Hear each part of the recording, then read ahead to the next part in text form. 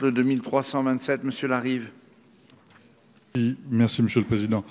Cet amendement vise à supprimer les alinéas 26 et 68 de l'article 29 qui met directement en péril les missions des chambres de commerce et d'industrie. En effet, le gouvernement veut faire contribuer à la réduction du poids de la dépense publique dans la richesse nationale les organismes financés par la fiscalité affectée, non par des subventions d'État.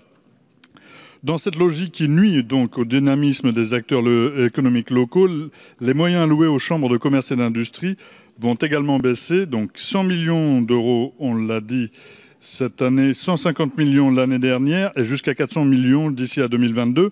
Cela fait suite à des modifications concernant les CCI votées lors de la loi Pacte qui reviendront à privilégier les ressources financières privées pour les CCI alors qu'elles remplissent des missions de service public. Cet étau budgétaire risque de contraindre à la fermeture les CCI de la grande ruralité. Il s'agit de 17 CCI situés sur les territoires qualifiés comme relevant de l'hyper-ruralité, qui ont bien moins que celles des grandes villes la possibilité de prendre appui sur des financements privés. Ainsi, les CCI de la grande ruralité pourraient disparaître alors même que ces territoires particulièrement fragiles ont plus que jamais besoin de ces missions de service public. Merci, Monsieur Larive. Et enfin, le 2365 n'est pas soutenu. Monsieur le rapporteur général, votre avis sur tous ces amendements identiques? Bien. Monsieur le Président, je voudrais juste donner deux chiffres.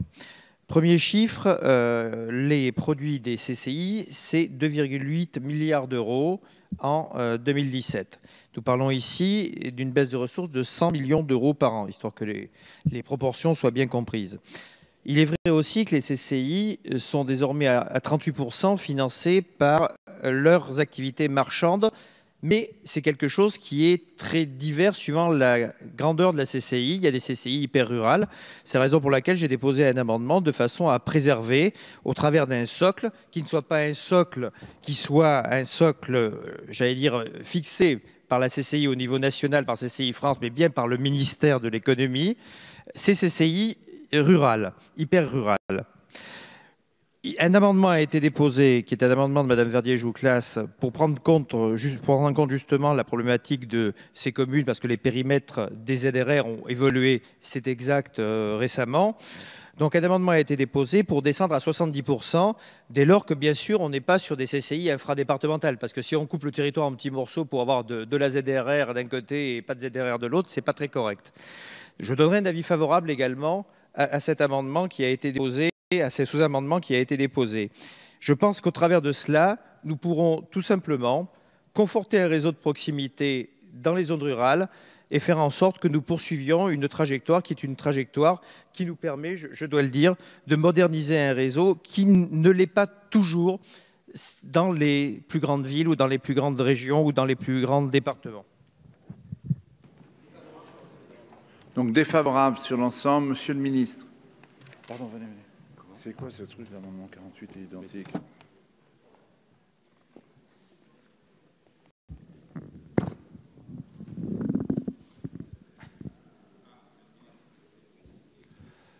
Je vous trouve moins courageux que les présidents de CCI. Et je vous le dis avec ma sincérité habituelle. Parce que eux, les présidents de CCI, ils sont favorables à la transformation en profondeur des CCI que cette majorité va engager. Je ne reviendrai pas sur les contradictions. Charles de Courson en a mentionné certaines, je reviendrai dessus, qu'il peut y avoir de la part des Républicains à systématiquement réclamer plus de dépenses publiques et quand on fait une transformation en profondeur, à ne jamais les soutenir. J'aimerais savoir où, le moment venu, vous ferez les économies. Mais je pense que dans cette Assemblée, personne n'a rencontré autant de présidents de chambres de commerce et d'industrie que je ne l'ai fait depuis des mois. Avec l'aide, et je tiens à le souligner, de Valérie Lacroute, qui a effectivement fait un travail sur le sujet, avec l'aide de Stella Dupont, avec l'aide de Valérie Opelt, nous avons rencontré des présidents de CCI à chacun de mes déplacements dans les territoires. Je l'ai fait encore récemment lorsque j'étais à Quiberon, dans le Morbihan. Je l'ai fait encore dans d'autres départements. Je rencontre les présidents de CCI. Et je l'ai encore fait il y a quelques heures en rencontrant le président de CCI France. Mais je pense qu'ils seraient stupéfaits du discours qu'ils entendent sur certains bancs de cette Assemblée nationale. Eux veulent la transformation en profondeur parce que eux, et je leur rends hommage, ont parfaitement conscience que la technique de l'étrangleur ottoman qui consiste à réduire année après année sans rien dire, sans le courage de l'assumer, les budgets des CCI, ça ne mène nulle part, sauf à l'extinction progressive, silencieuse et honteuse des chambres de commerce et d'industrie que nous voulons réinventer et transformer en profondeur au service des entreprises de nos territoires. Ce n'est pas la même logique, ce n'est pas le même comportement politique. Alors bien entendu qu'il faut à chaque fois corriger, essayer d'améliorer des propositions, faire que cette transformation en profondeur soit accompagnée des mesures qui permettent aux CCI de réussir cette transformation. Mais ma conviction profonde, c'est que les présidents de CCI, que les personnels de CCI, que les chambres de commerce et d'industrie vont réussir cette transformation en profondeur parce que nous le faisons de manière professionnelle, en accompagnant les chambres et en leur permettant de réussir cette mutation indispensable pour que les chambres de commerce et d'industrie qui existent depuis le XVIe siècle puissent continuer à exister au XXIe siècle. C'est bien ça notre objectif et je vous garantis que nous allons y parvenir. Je voudrais d'abord rappeler ce qui a été prévu dans la loi Pacte pour permettre aux CCI d'engager cette transformation en profondeur. Nous leur avons permis de transformer le statut des personnels. Et je pense qu'il est vertueux de dire à des chambres de commerce et d'industrie qui nous disent « voilà le statut des personnels, statut public, pas de cotisation à l'assurance chômage, avec des montants de traitement qui nous sont imposés, vous nous demandez des économies et vous ne nous permettez pas de faire les économies nécessaires sur les dépenses de personnel, dont acte. Nous avons prévu la transformation du statut des personnels dans Pacte. » Ils nous disent ensuite l'organisation territoriale, il n'y a pas la contrainte suffisante pour que la réorganisation territoriale soit faite dans les délais impartis. Dont acte, nous avons permis, avec la loi Pacte, une réorganisation territoriale qui sera beaucoup plus rapide que ce qui est prévu jusqu'à présent. Ils nous ont dit également, mais il faut quand même qu'il y ait un pilote dans l'avion.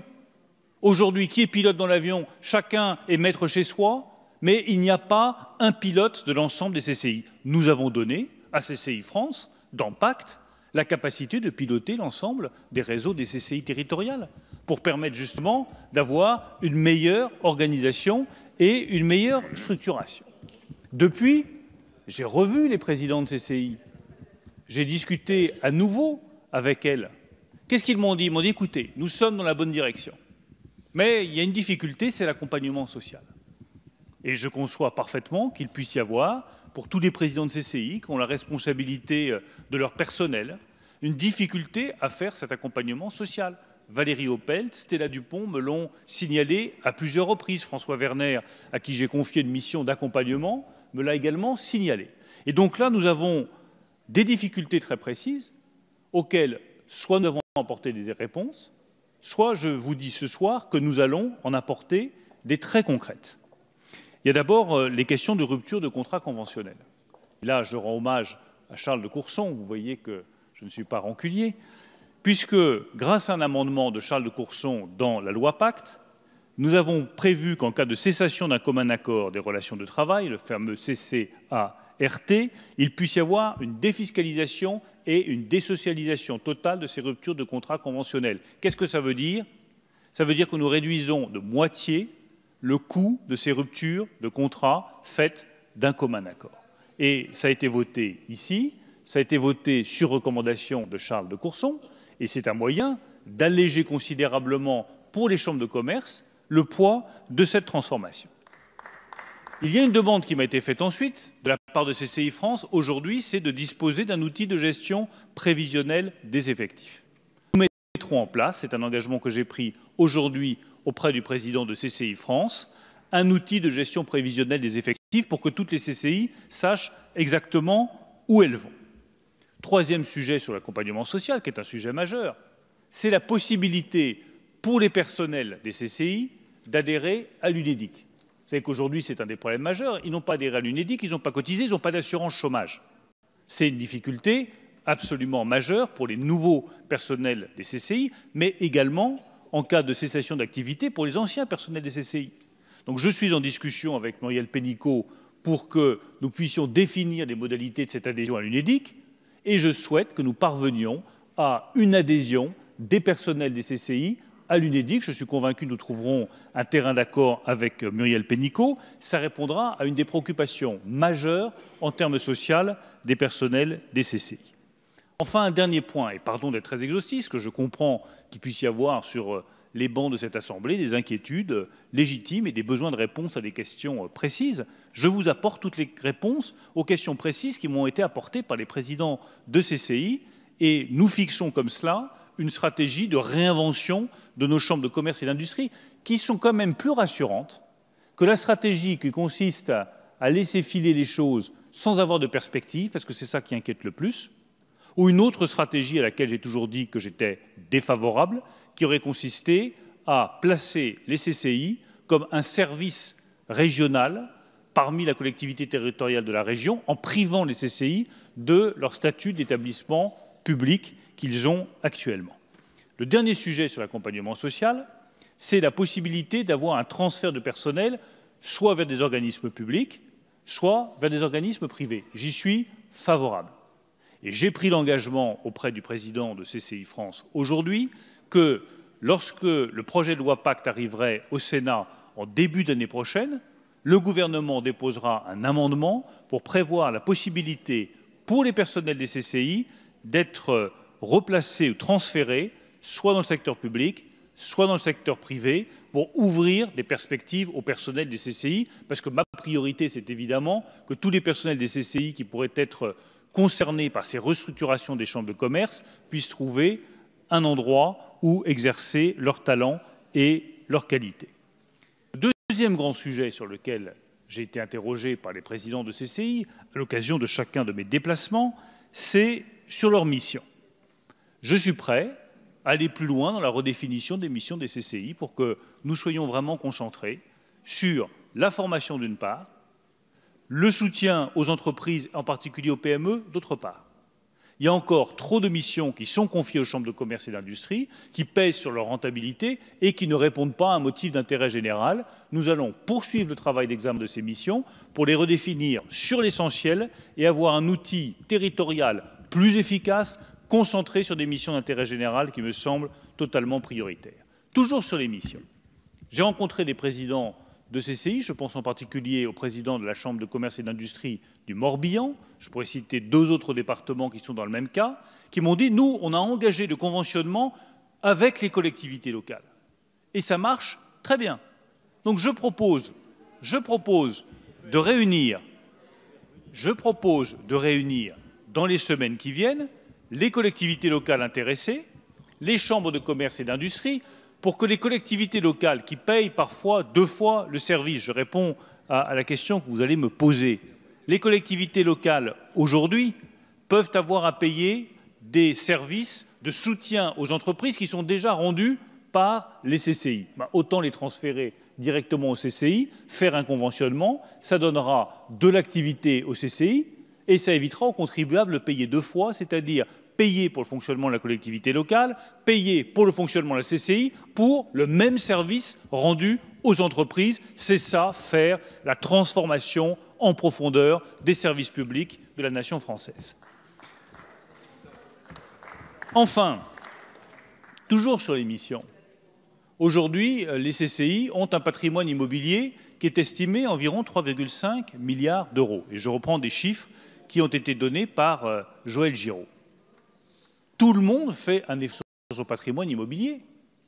Tout le monde, dans le cadre de la réduction nécessaire des dépenses publiques, regarde son patrimoine pour arriver à réduire son patrimoine immobilier.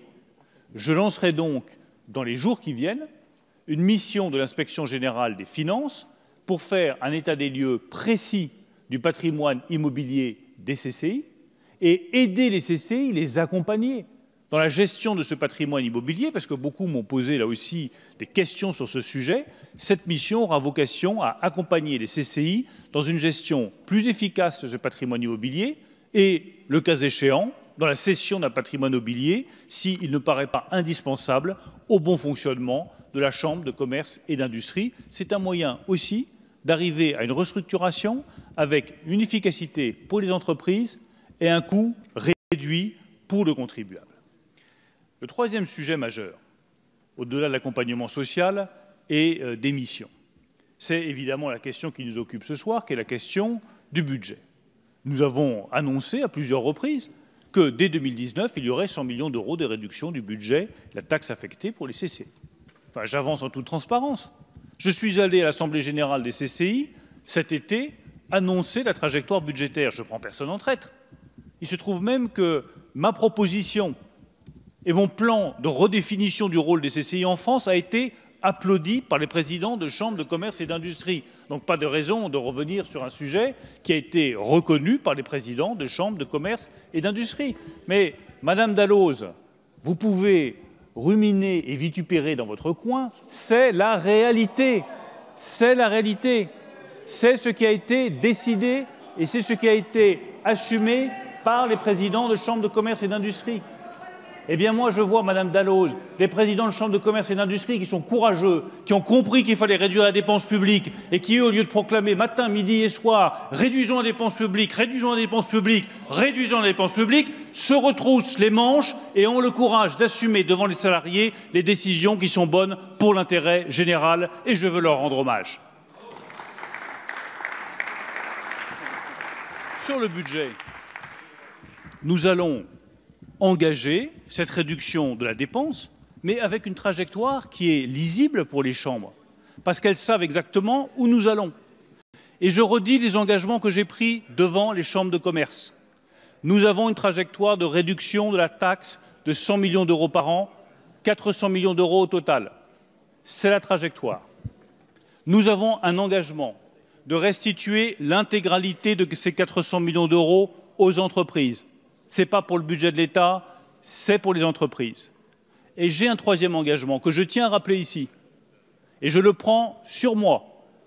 C'est que si jamais nous nous apercevons, en 2019, que la course est trop rapide, que ça va trop vite, que ça peut poser des difficultés particulières, eh bien je suis prêt à ce que nous révisions en 2020 le montant de la réduction de cette taxe pour les CCI en disant « Attendez, ça va trop vite ». Ça provoque aujourd'hui des difficultés particulières dans certaines CCI. Et c'est comme ça, je pense, qu'on réussit une transformation. En se disant, on donne l'élan au départ, on fait les 100 millions d'euros de réduction dès 2019, mais si nous nous apercevons qu'en 2020, les choses vont trop vite et qu'il faut ralentir le rythme, on ralentira le rythme. Ça n'est pas une difficulté, ça me semble responsable, lucide, efficace pour accomplir cette transformation. J'ajoute un point sur la question budgétaire, parce que ça a été soulevé à juste titre par un certain nombre de parlementaires, c'est la question des CCI dans les zones rurales. Ce sont elles qui sont aujourd'hui les plus fragiles. Et entre une CCI d'une grande métropole, qui honnêtement n'a pas forcément de besoin de financement très élevé, mais qui en même temps peut trouver facilement à se développer avec les entreprises de la métropole, et une CCI d'un territoire très rural, reculé, avec moins de PME, avec de la désindustrialisation, et qui doit faire face à cette baisse de crédit, ça n'est pas du tout la même aventure et pas du tout le même défi. Le rapporteur général, dans sa grande sagesse, a proposé un amendement pour remédier à cette difficulté en prévoyant la garantie du maintien de niveau de taxes affectées aux CCI rurales les plus fragiles. Je donnerai un avis favorable à cet amendement, parce que c'est une garantie forte que nous donnons aux CCI rurales. Elles ne seront pas touchées par la baisse de la taxe affectée. Et je suis même prêt à ce que nous étudions des dispositifs de péréquation qui soient plus efficaces que ceux qui existent aujourd'hui, parce que tous ceux qui connaissent bien les CCI rurales, vous savez parfaitement que les systèmes de péréquation aujourd'hui ne sont pas satisfaisants, pas justes et pas efficaces pour les CCI. Enfin, dernier point que je tiens à signaler, j'ai signé l'arrêté qui reportera du 30 novembre 2018 au 31 mars 2019 la date limite de vote du budget primitif 2019 pour les CCI, pour leur permettre de tenir compte de dispositions nouvelles que nous adoptons aujourd'hui. La conclusion de cette longue intervention, et pardon d'avoir été long, c'est que nous faisons les choses dans l'écoute, dans le respect des attentes des CCI, en corrigeant au fur et à mesure la copie qui était la nôtre au départ. Nous avons été aidés, je le redis à nouveau, par Valérie Opelt et par Stella Dupont, et je les remercie de la qualité du travail qu'elles ont fait. Je pense que vous pouvez effectivement les applaudir.